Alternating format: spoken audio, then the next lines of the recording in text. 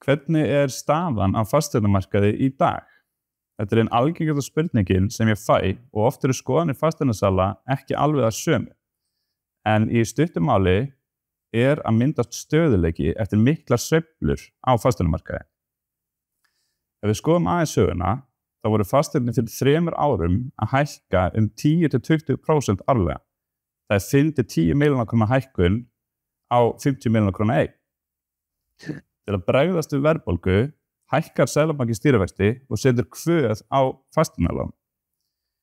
En nú má ekki lengur taka lán með greiðslubyrði yfir 35% af launum eða 40% fyrir fyrstu kaupendur.